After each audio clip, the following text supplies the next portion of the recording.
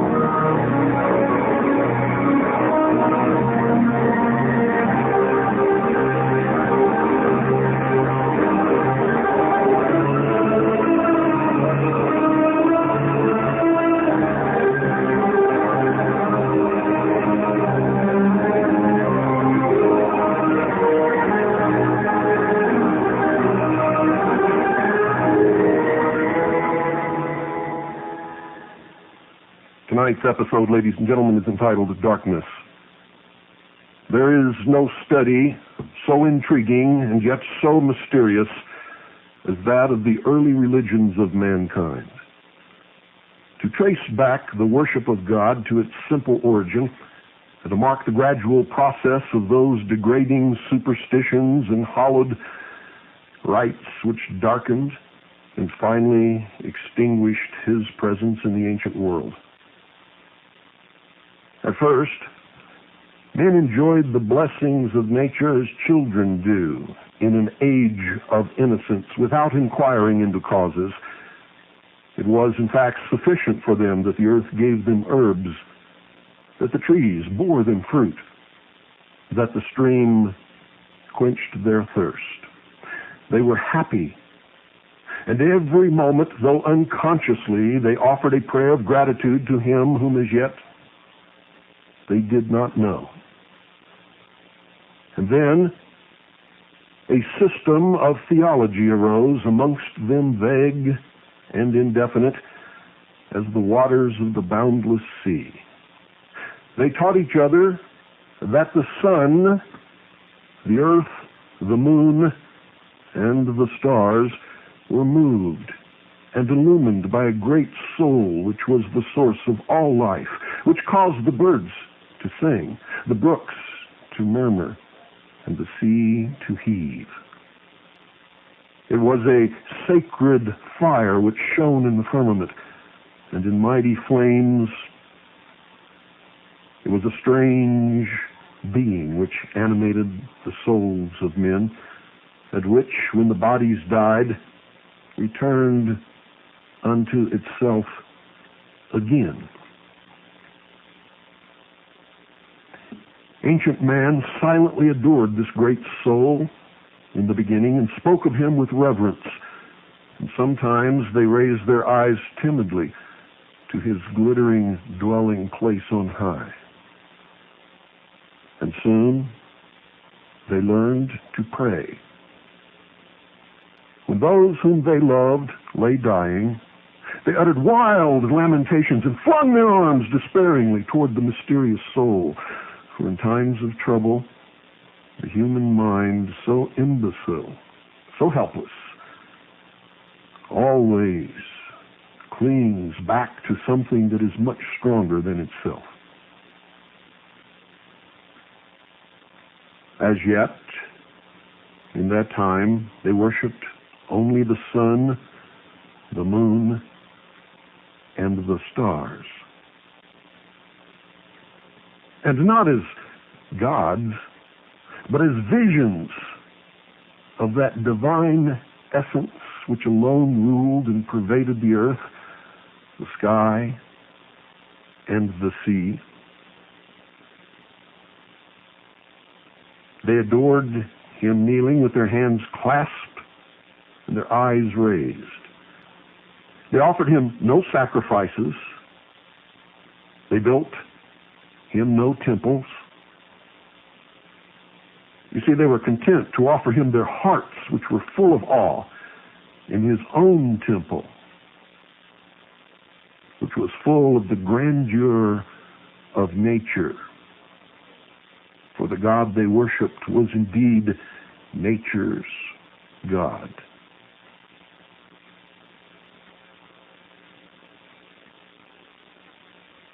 And it is said by some that there are yet some barbarous islands where men have no churches nor ceremonies, and where they still worship God, reflected in the work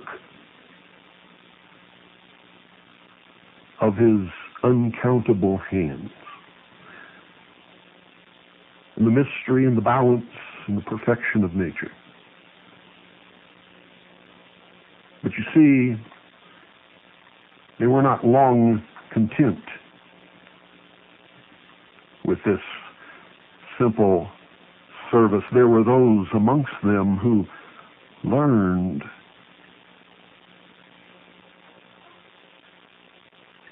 how to subvert and twist so that they could control the others around them. Prayer, which had first been an inspiration, suddenly fell into a system, and men already grown wicked prayed the deity to give them abundance of wild beast skins and to destroy their enemies. They ascended eminences, mountain tops, and they built towers as if hoping that thus, their being near God, he would prefer their prayers to those of their rivals. And those who controlled those eminences became powerful. And such is the origin of that superstitious reverence for high places, which was universal throughout the entire heathen world.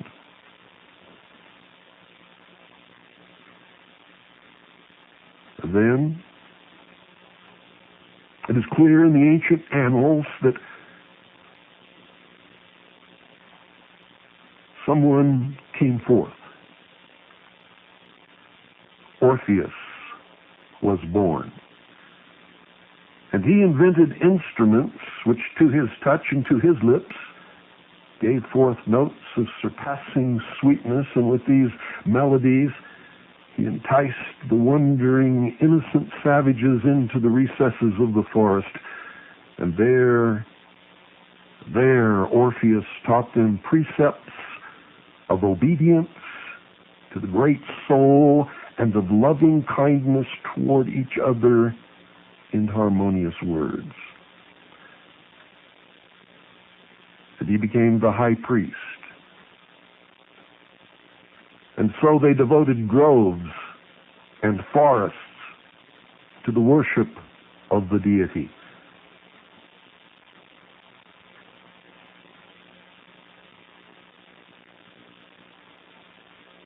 There were men who had watched Orpheus and who had seen and envied his power over the herd who surrounded him. For even then there were sheeple. They resolved to imitate him, and having studied these barbarians, they banded together and called themselves their priests.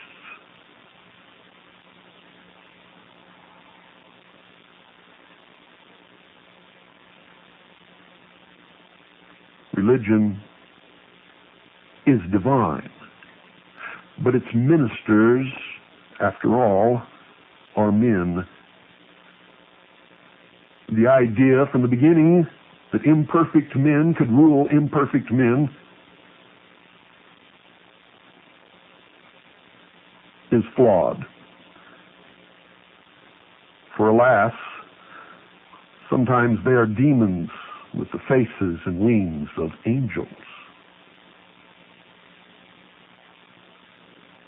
You see, the simplicity of men and the cunning of their priests has destroyed or corrupted all the religions of the world, bar none.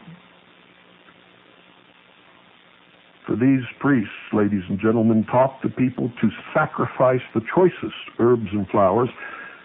They taught them formulas of prayer and bade them make so many obeisances to the sun and to worship those flowers which opened their leaves when he rose and which closed them as he set.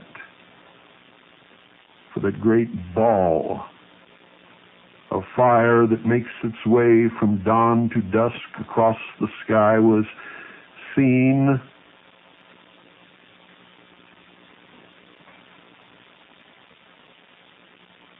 as the Savior to those who huddled in the cold darkness surrounded by wild beasts of prey. And it was to that sun that they directed their worship as the great symbol in the heaven of the power of God and the source of all life on this earth. For remember, theirs was a worship of nature's God. They composed a language of symbols, which was perhaps necessary in those times, since letters had not been invented, but which perplexed the people and perverted them from the worship of the one God.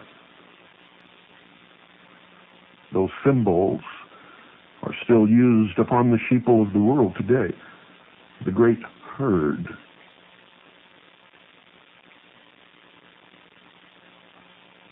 Thus, the sun represented the great doctrine of this religion.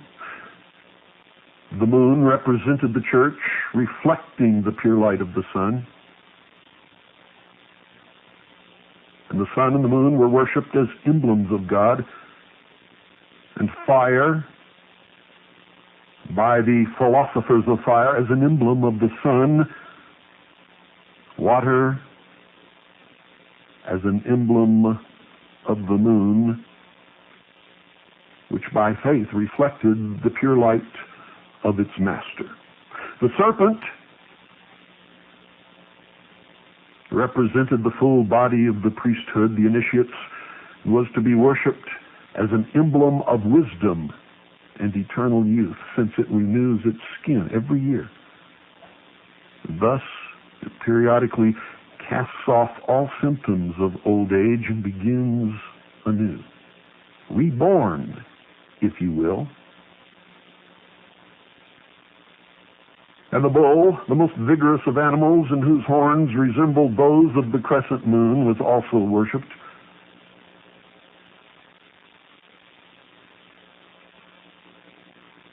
The priests observed the avidity with which the barbarians adored these symbols and increased them. It was a time of great mystery and little understanding of any that was seen around them.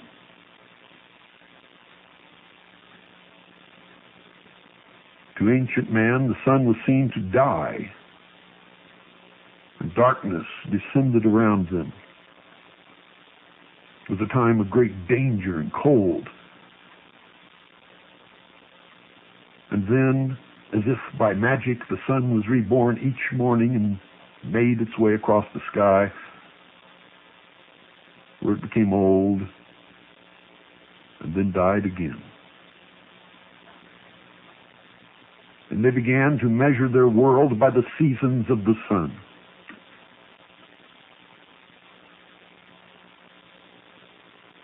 And their religion reflected all of this. And religions today, even though denying any connection with this ancient paganism, still reflects this exact religion in its ceremonies and in its holy days.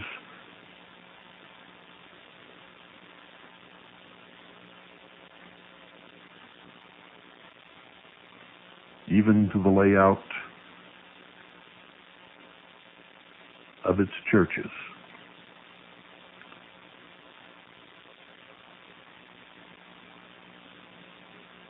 To worship the visible is a disease of the soul inherent to all mankind, and the disease which these men could have healed, instead they pandered to.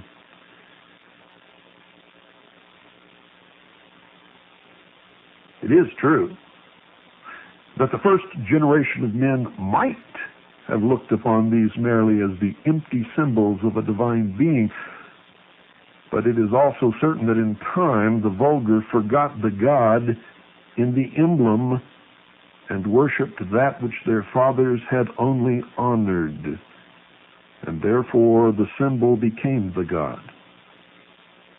Egypt was the fountainhead of these idolatries, and it was in Egypt that the priests first applied real attributes to the sun and to the moon, whom they called his wife, and sister and mother. The sun became Osiris, the moon became Isis, brother and sister, mother and son, husband and wife.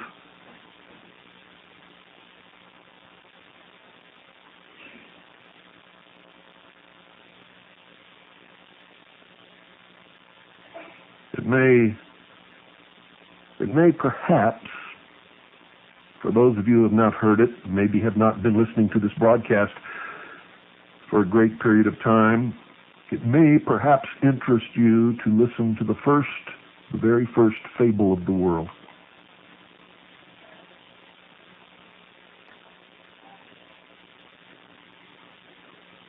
From the midst of chaos was born Nimrod, and at his birth a voice was heard proclaiming, "The ruler of all the earth is born." And from the same dark and troubled womb were born Semiramis, the queen of light, and the spirit of darkness. This Nimrod traveled over the whole world and civilized its inhabitants and taught them the art of agriculture. And his wife, Semiramis, built the first fortified cities and walls. But on his return, the jealous darkness laid a stratagem for him, and in the midst of a banquet had him slain. He was nailed down in his prison, which cast into the river, floated into the sea, which even in that ancient time was never mentioned, but with marks of detestation. And when Semiramis learned these sad news, she cut off a lock of her hair and put it on her mourning robes and wandered through the whole country in search of the dead body of her husband.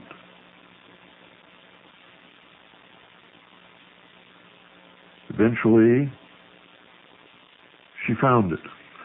By casting a magic spell,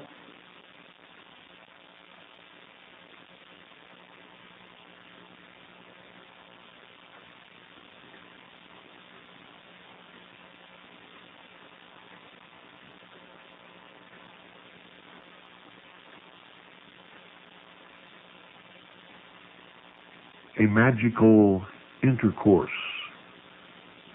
was obtained between Semiramis and the dead Nimrod, from which a child emerged.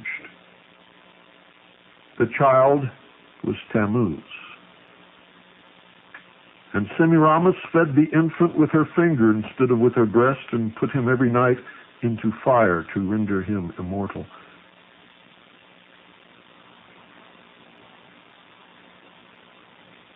And now, let me read you a later story of the same myth, only with different names.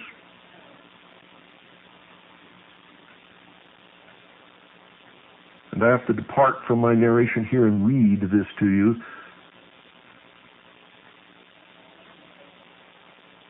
From the midst of chaos was born Osiris. And at his birth a voice was heard proclaiming, "The ruler of all the earth is born."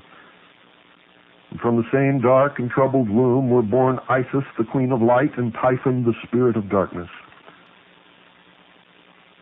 This Osiris moved over the whole world and civilized its inhabitants and taught them the art of agriculture, brought them together in societies for their mutual benefit and protection.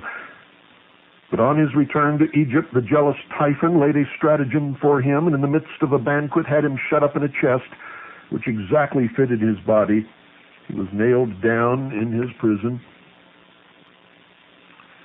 which cast into the Nile, floated down to the sea by the Davidic mouth, which even in the time of Plutarch was never mentioned by an Egyptian except with disdain and loathing. When Isis heard the news, she cut off a lock of her hair and put on her mourning robes and wandered through the whole country in search of the chest which contained the dead body of her husband. At length she learnt that the chest had been carried by the waves to the shore of Byblos and had there lodged in the branches of a tamarisk bush, which quickly shot up and became a large and beautiful tree, growing round the chest so that it could not be seen. The king of the country, amazed at the vast size the tree had so speedily acquired, ordered it to be cut down, to be hewn into a pillar to support the roof of his palace, the chest being still concealed in the trunk. The voice which had spoken from heaven at the birth of Osiris made known these things to poor Isis, who then went to the shore of Byblos and sat down silently by a fountain to weep. The damsels of the queen met her and accosted her, and the queen appointed her to be nurse to her child. And Isis fed the infant with her finger instead of with her breast, and put him every night into fire to render him immortal. While transforming herself into a swallow, she hovered around the pillar which was her husband's tomb, and bemoaned her unhappy fate. It happened that the queen thus discovered her, and shrieked when she saw her child surrounded by flames.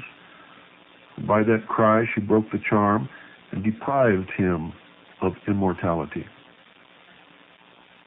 By that cry, Isis was summoned back to her goddess form and stood before the awestruck queen, shining with light and diffusing sweet fragrances around.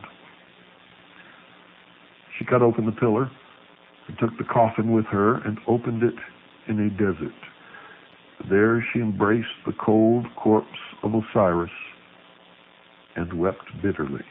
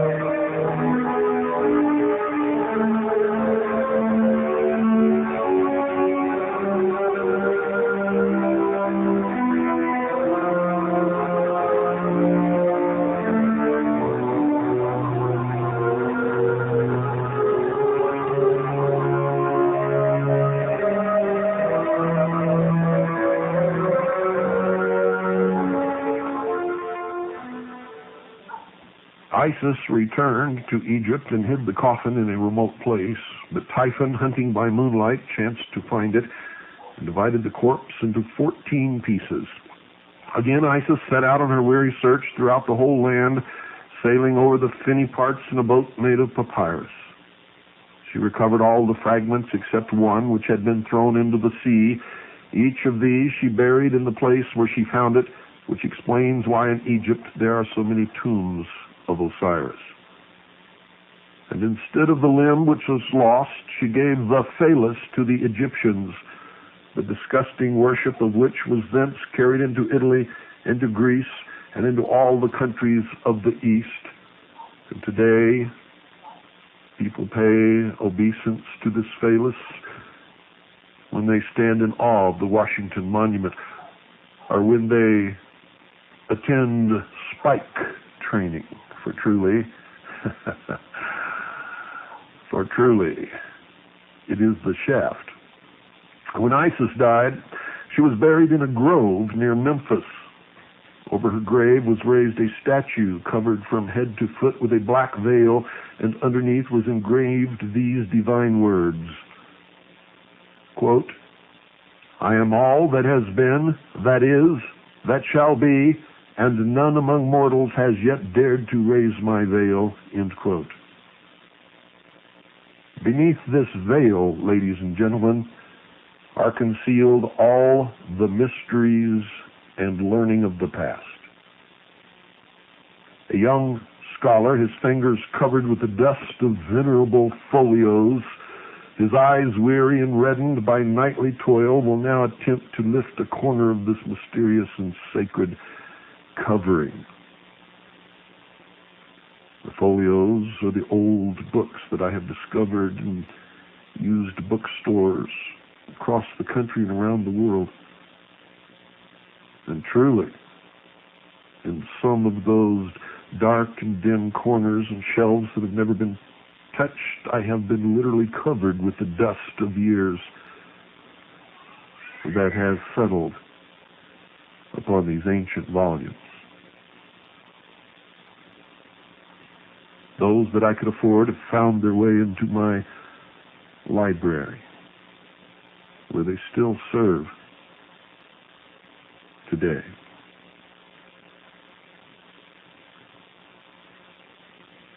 You see, these two deities, Isis and Osiris, were the parents of all the gods and goddesses of the heathens, or were indeed those gods themselves, worshipped under many different names: Nimrod, Semiramis, Isis, Osiris,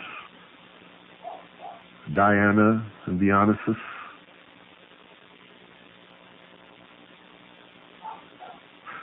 The fable itself was received into the mythologies of the Hindus and the Romans.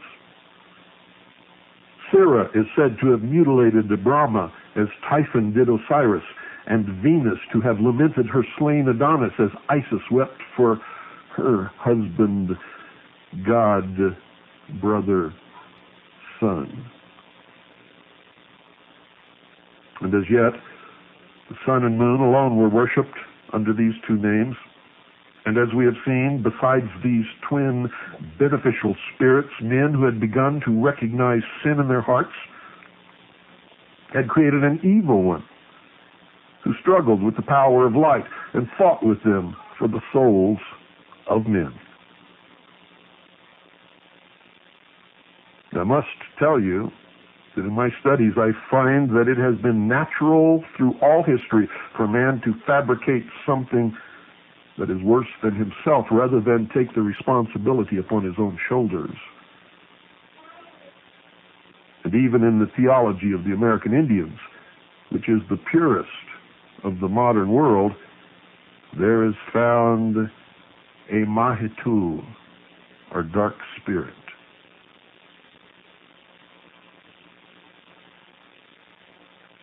Osiris, or the sun, was now worshipped throughout the whole world, though under different names. He was the Mithra of the Persians, the Brahma of India, the Baal, or Adonis, of the Phoenicians. He was the Apollo of the Greeks, the Odin of Scandinavia, the Hugh of the Britons, and the byway of the Laplanders. Isis, ladies and gentlemen, also received the name of Isline, Ceres, Rhea, Venus, Vesta, Cybele, Niobe, Melissa, Nehalenia in the north. Isi with the Indians, Puza among the Chinese, and Ceridwen among the ancient Britons. The Egyptians were sublime philosophers who had dictated theology to the world. And in Chaldea arose the first astrologers who watched the heavenly bodies with curiosity as well as with awe, and who made divine discoveries, and who called themselves the interpreters of God. And to each star they gave a name, and to each day in the year they gave a star. And the Greeks and Romans, who were poets, wreathed these names into legends. Each name was a person, and each person was a god. From these stories of the stars originated the angels of the Jews, the genii of the Arabs, the heroes of the Greeks, and the saints of the Romish Church. And then corruption grew upon corruption, and superstition flung black and hideous veil over the doctrines of religion. You see, a religion, ladies and gentlemen, is lost, utterly lost, as soon as it loses its simplicity. Truth has no mysteries. It is deceit alone that lurks in obscurity. It is only the lie that is hidden behind a door. Men multiplied God into 1,000 names and created him always in their own image. Him, too, whom they had once deemed unworthy of any temple less noble than the floor of the earth and the vast dome of the sky which he had created, they worshipped in caves and then in temples which were made of the trunks of trees, rudely sculptured and ranged in rows to imitate groves of trees, and with other trunks placed upon them transversely to form the cross that is seen when you hold up your son.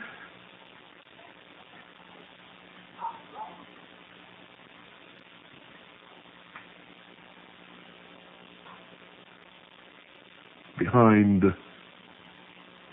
some obstacle. They streak across the sky. These were the first buildings of worship erected by man from no reverence for the deity, for God,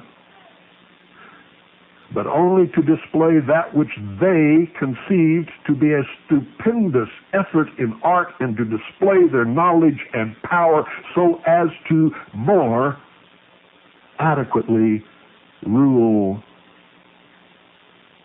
and subjugate the herd, the sheeple, the profane humanity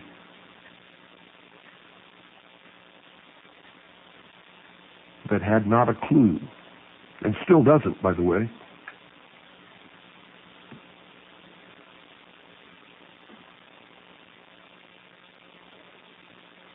It may be necessary to remind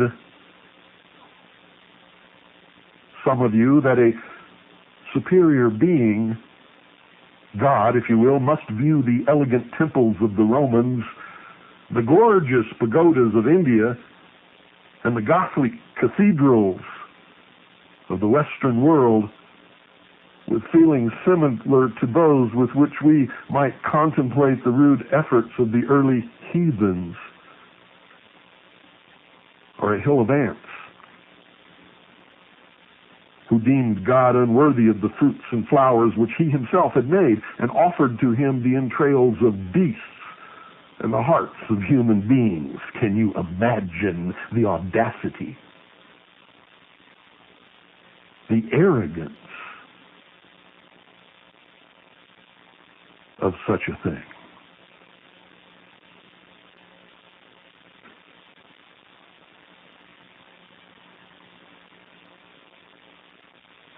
We can compare, ladies and gentlemen, an ancient and fallen religion to the ship of the Argonauts, which the Greeks, desiring to preserve to posterity, repairing in so many different ways, that at length there did not remain a fragment of the original vessel which had borne to Colchis, the conqueror of the Golden Fleece.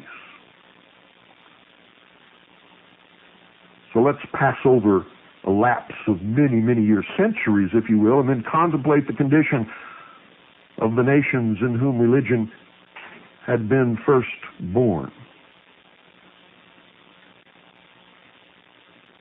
We find the Egyptians adoring the most common of plants, the most contemptible of beasts, the most hideous of reptiles.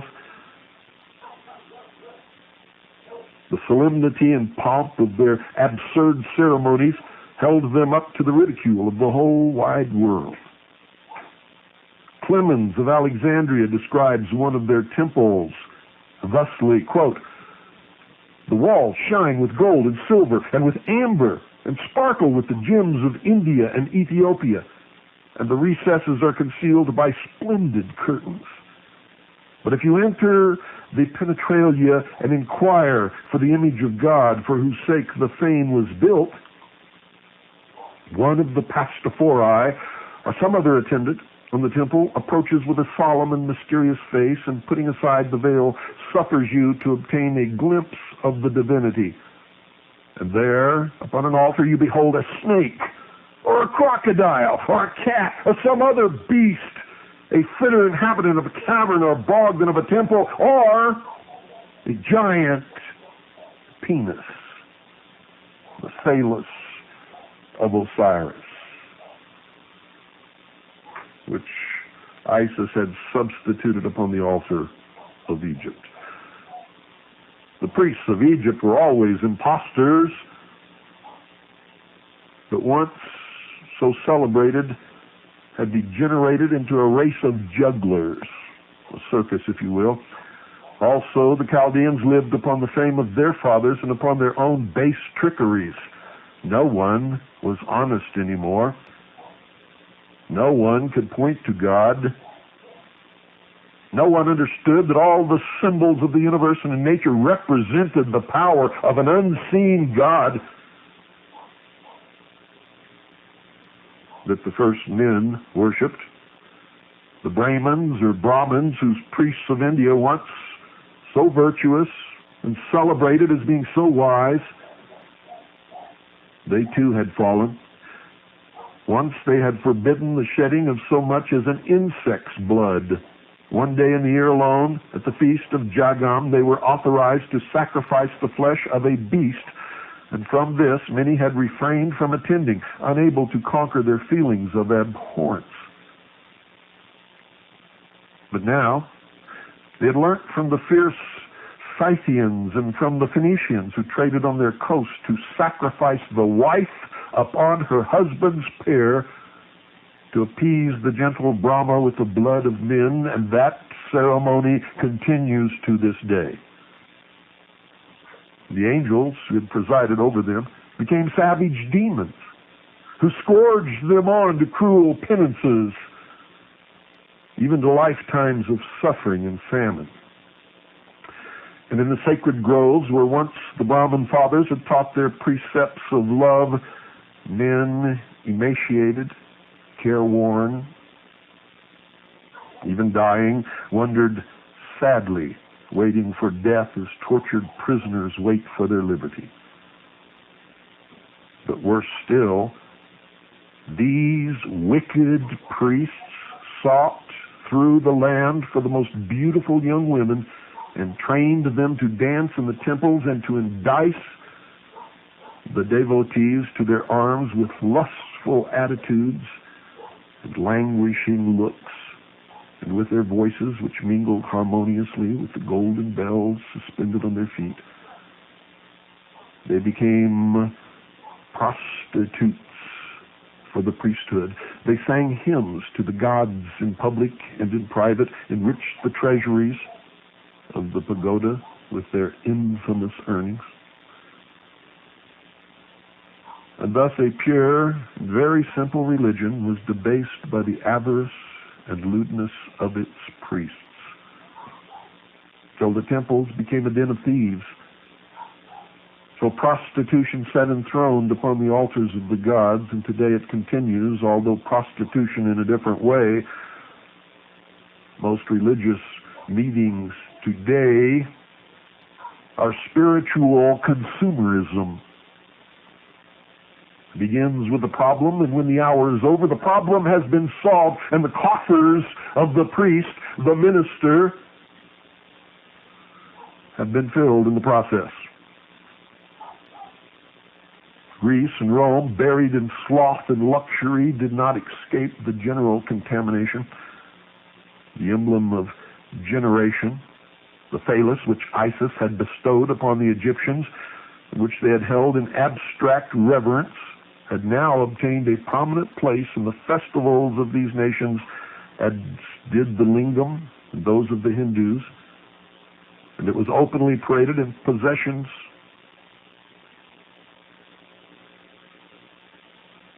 before guests in the home, in processions in the streets.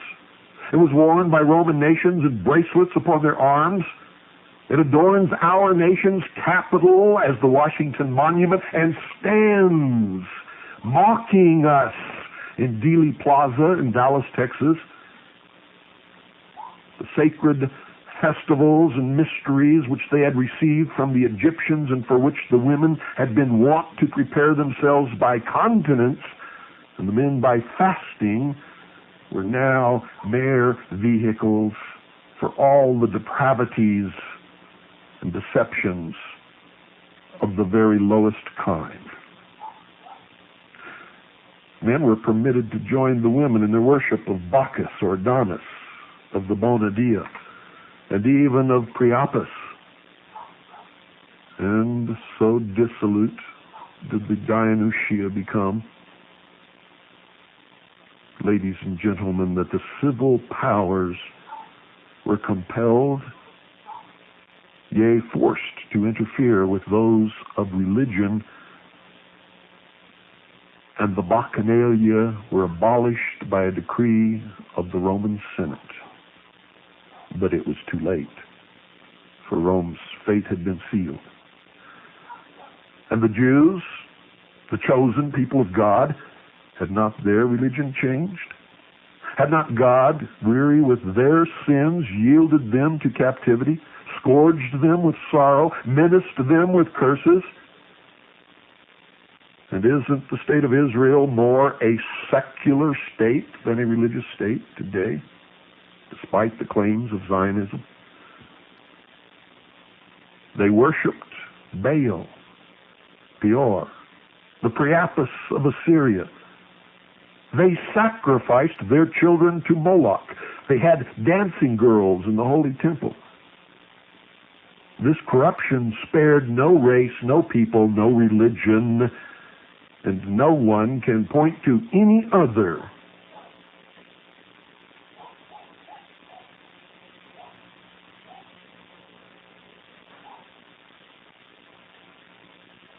and say truthfully that they are more guilty than they.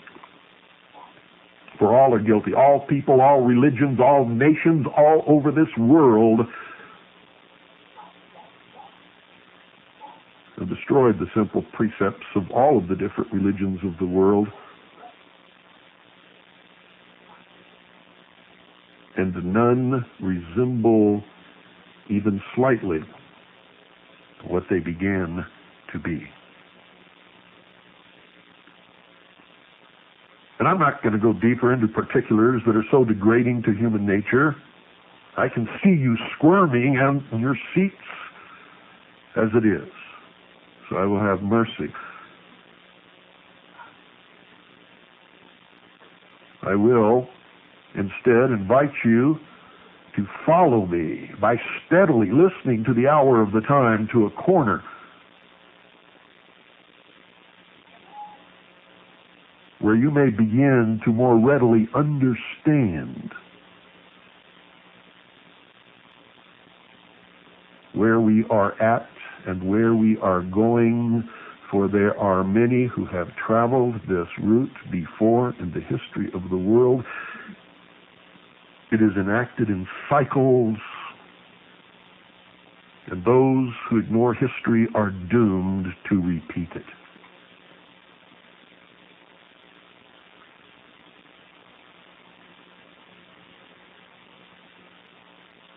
There is a place in the world where, at least for many ages, religion was preserved in its pristine purity, and whose priests, through a barbarous soldiery, were received as martyrs, they claim, in heaven before they had even learned to be names upon this earth. It was an isolated spot unknown to the world in the earlier ages of vice. It is now a kingdom renowned for its once great power that encircled the globe, and for its luxuries from hemisphere to hemisphere, and for its civilizing influence, and also its abject cruelty.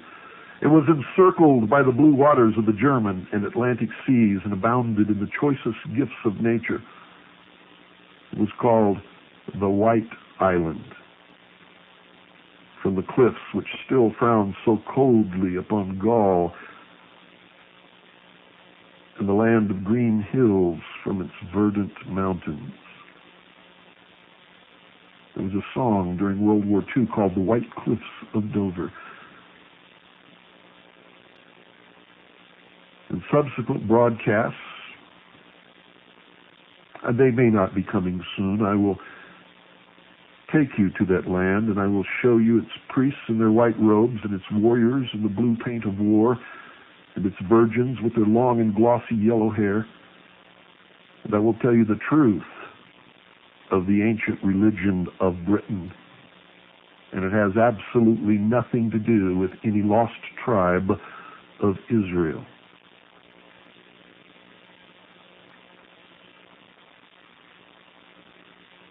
We will begin that journey